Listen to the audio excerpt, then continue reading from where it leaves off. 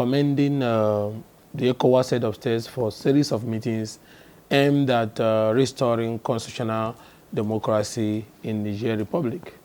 And I will add by condemning the presidential guards led by General Abdurrahman Tichiani for that unconstitutional move to take over democratic governance in violation of the Constitution of Niger Republic and the ECOWAS protocol adopted in 2001 on democracy and good governance, which said that every ascension to power in Africa must be through a free, fair, and transparent election.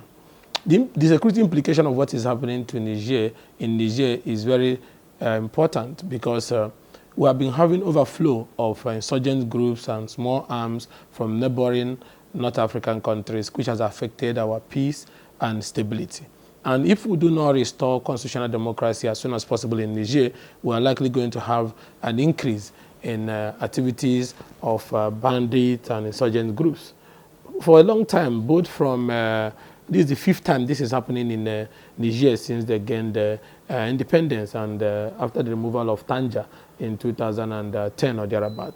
Now, we've had series of these overthrow of government in Chad, in Niger, in Mali, in Sudan, in Burkina Faso, and all this led to, worsening of security situation in West Africa, especially in Nigeria, where these Al-Qaeda-associated group and Islamic militia groups keep migrating from this axis of conflict down to Nigeria. So the stability and peace and unity of Nigeria is very, very important as it has to do with restoring constitutional order in Niger. As you can see, there is ongoing breakdown of law and order. Citizens are on the street burning and destroying houses and properties, and some people are fleeing and entering the northern part of Nigeria. So in the long run, it's going to be a big problem.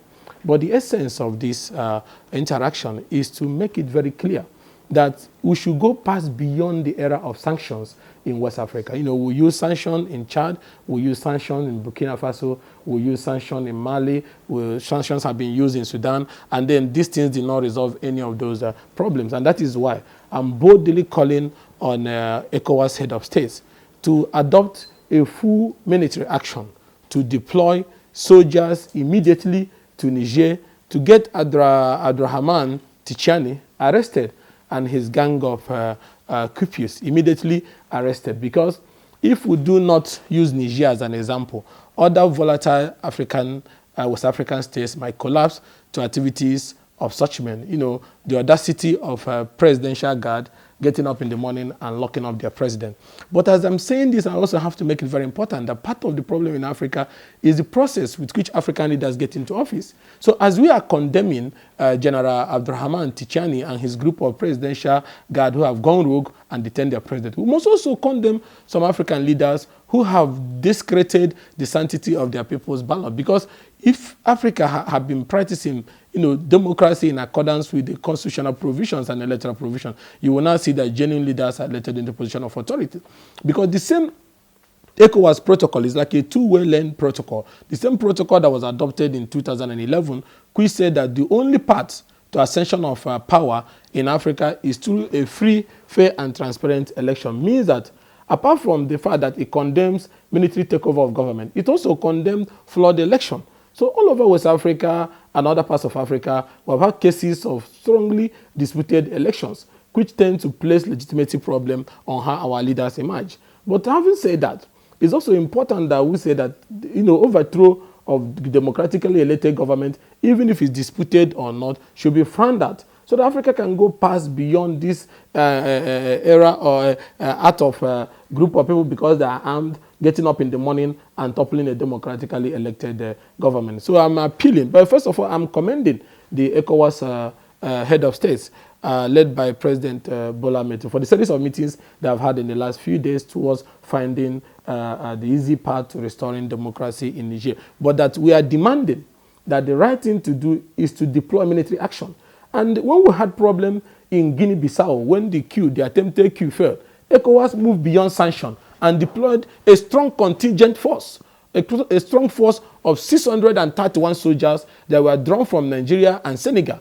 that moved in before they could get to Guinea-Bissau. The Coup people have been able to disband. So that same method, that same stabilization force that was used in, installing the Coup in Guinea-Bissau is the same stabilization force that must also be deployed in Niger. So Nigeria can lead in contributing more soldiers as the big brother in West Africa. And Nigeria plays a critical role. Apart from the president of Nigeria being the chairman of ECOWAS now, Nigeria has one of the strongest military might in West Africa. And we have the best soldiers, despite our challenges at home. But it's very important that if we don't fix what is happening by the side of our neighbor, it will also inflame and worsen the security problems we're already having in Nigeria. So what I'm proposing is that in order to teach renegade presidential guards and power-hungry elements like General Abdurrahman Tichani a lesson, is that President Bola Ahmed Tinubu, in consultation with other heads of authority in West Africa, should assemble the stabilization force, the contingency force, by the Chief of Defense forces in West Africa, to immediately move into Niger to stop what is currently going on. And this is very important for the peace and stability of not just Nigeria, but other volatile West African countries that is now being threatened by what is going on in Niger. People are on the street, they are looting houses, they are burning, they are killing people. This is going to escalate. And then the Islamic groups